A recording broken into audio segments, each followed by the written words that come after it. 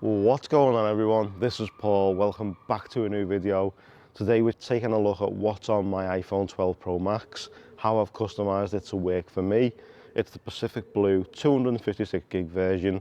It's normally in the leather case or the Spigen clear case, and it's also got the Caseology screen protector on the front of it, which is linked down below for you guys to check out. Without any further ado, let's take a look at what's on my 12 Pro Max. Okay, so let's throw the phone up here. As you can see, this is my wallpaper of choice. My favourite place in the world, Universal. One that I took a while ago. It looks nice and clear. A little bit of editing done to it, but looks absolutely fantastic. So if we open up the phone, this is normally a light to dark wallpaper. So as the hours changed, the wallpaper will change too. So it'll go from a light to a dark.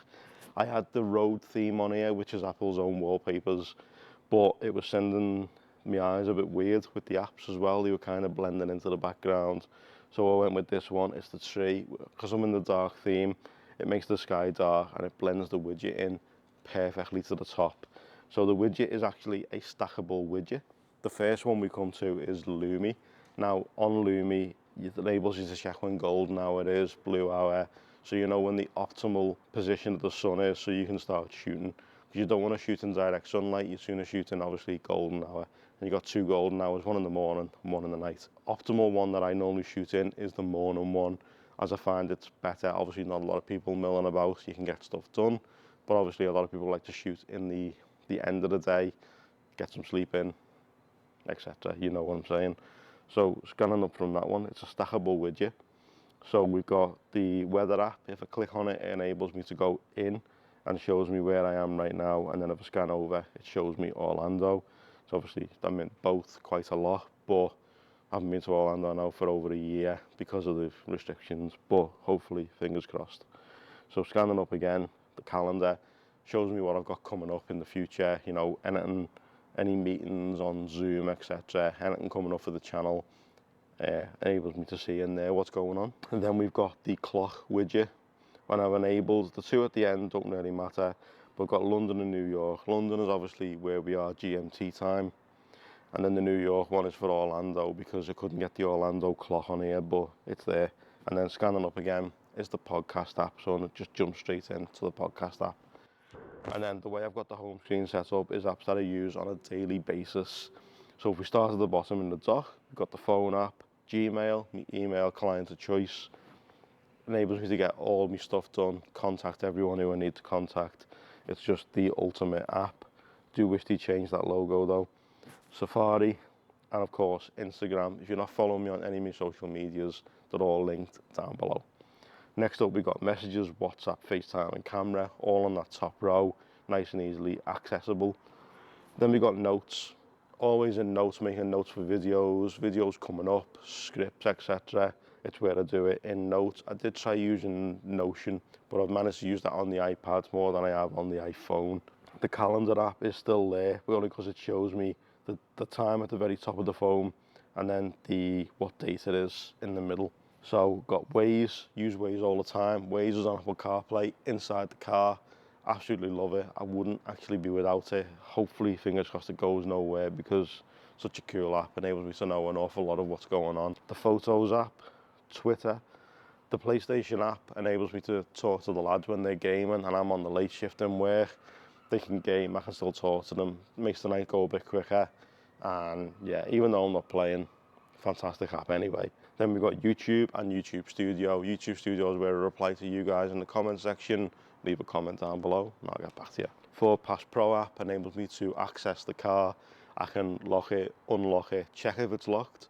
I can check a few things in the car like tyre pressures and stuff like that, and enables me to see the location of the car too.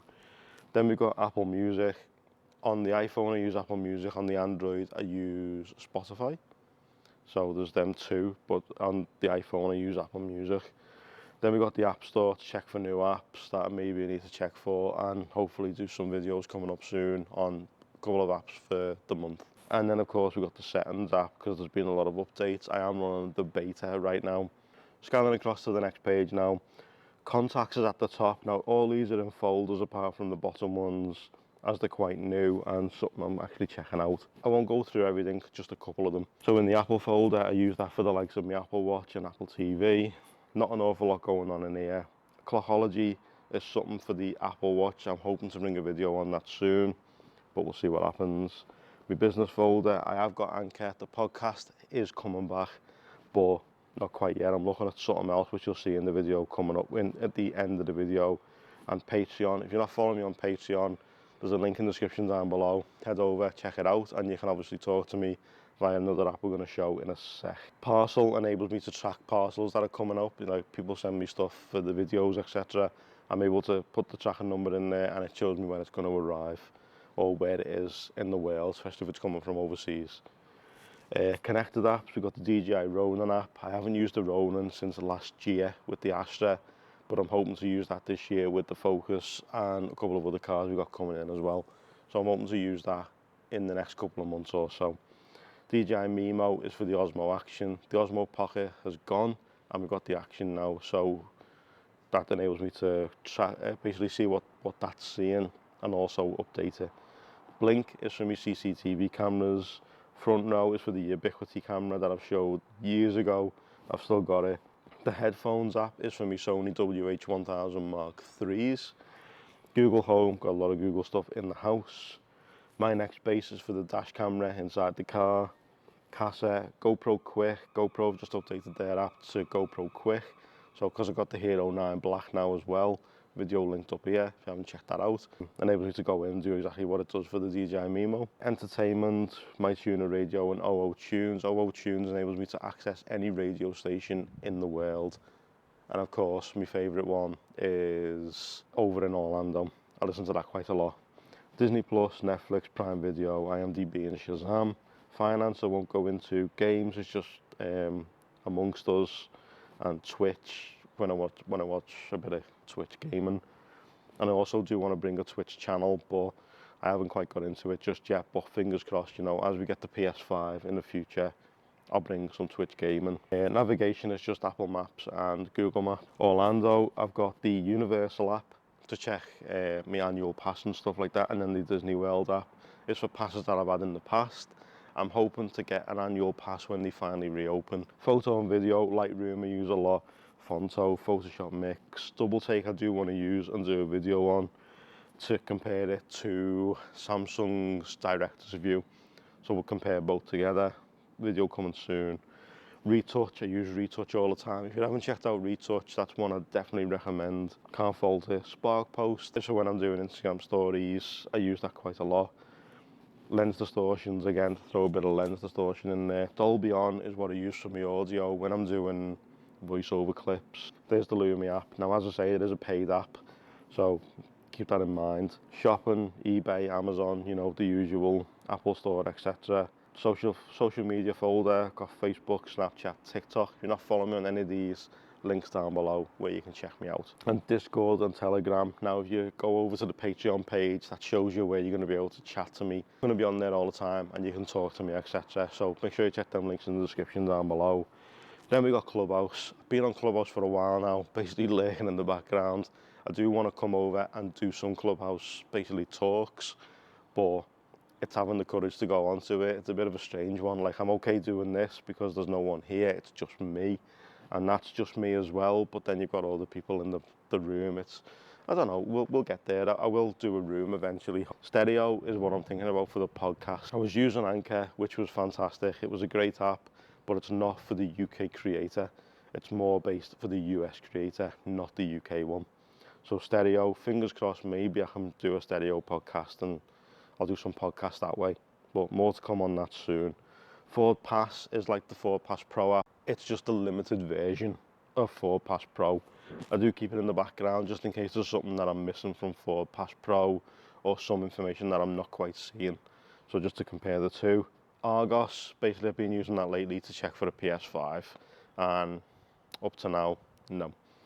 Auto Trader, when I want to look for new cars, maybe something for the channel, coming soon, who knows, we'll see what happens.